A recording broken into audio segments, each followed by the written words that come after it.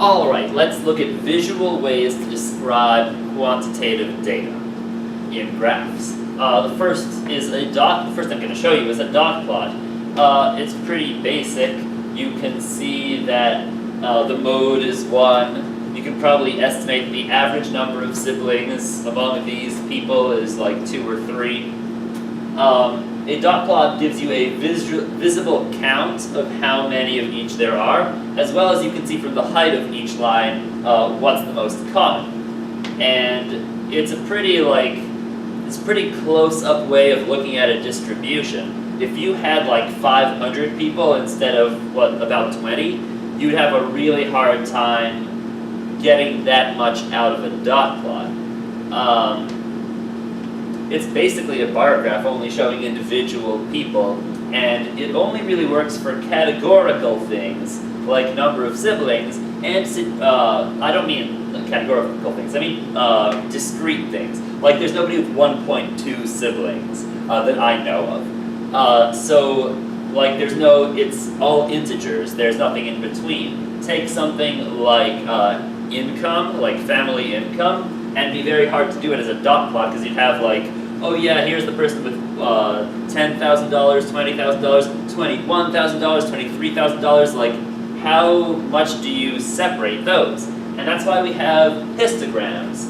Histograms group the people in categories by ranges of numbers. So this is much more useful when you're not dealing with like discrete numbers, like integers. This is much more for like ranges, where there's a lot of different possible results, or where it might include decimals, because we don't want to separate it into like 10,000 categories. That's just dumb. So a histogram groups them into like between 0 up to $10,000, from $10,000 to $20,000 annual incomes and groups, and you can see what the most common areas are. But again, like if we don't know where between 0 and 10 these people are, so lacking that sort of information, it does mean that we don't have an easy time figuring out exactly what the average is here. I mean, all these people could all be 0, or all these people could all be like 8,000. We can see here that it's bimodal. There's two like hubs, a hub over here of like middle class folk, and a hub over here of people who either work part-time or are unemployed. So yes, we can also get a vague feeling for the range.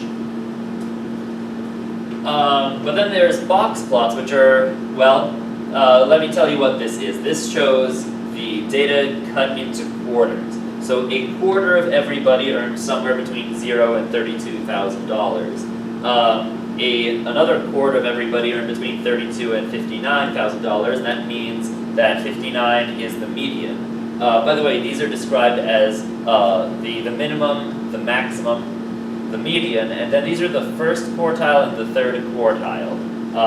3/4 of everybody is below this, 1/4 of everybody is below this.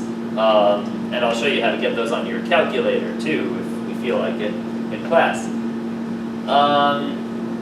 Yeah, so this goes from like most nitty-gritty, we're getting really close to the trees here, to most backing up and just looking at the forest. And this is sort of somewhere in between.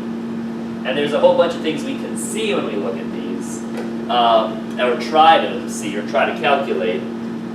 Here we can calculate it exactly, because we can see exactly how many of everything there is. So if I ask you to find the average number of siblings, you add up how many siblings total, 6 plus 8 plus 12 plus 10 plus 6, and then you divide it by however many dots there are.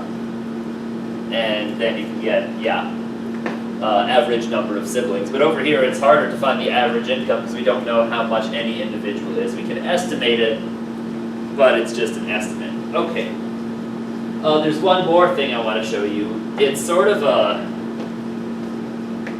combination between a histogram and a dot plot, and that is a stem plot. So if I was going to do incomes, again, that one over there, I would say there are some people who earn absolutely nothing, then there's a person who owns absolutely nothing, then there's a person who earns $4,000, $6,000, $6,000, and $7,000. In the tens of, so this would be the tens of thousands, and this would be the thousands place. And what this lets us do is it lets us really sort of see how common everything is while giving us exact values, but it's a pain in the butt to work with.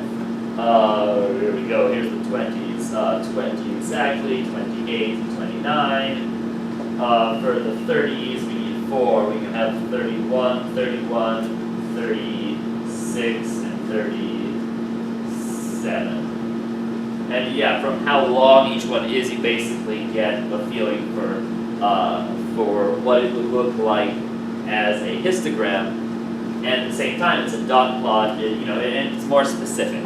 So it's a good way to store a lot of numbers quickly. If I just wrote a list of all the incomes everybody had, it wouldn't give me the same visual that this does, where I can see what sort of range is the most common. Sorry, I don't mean range. What sort of zone? Maybe I do mean range. Which 10,000 grouping is the largest? So So it's useful, but it's a pain in the butt to draw. So I'll stop there. And in a second, I'll talk about quantitative ways of looking at. So this is like looking at a visual of the raw data. And in a second, I'll talk about the different numbery things to say about the data.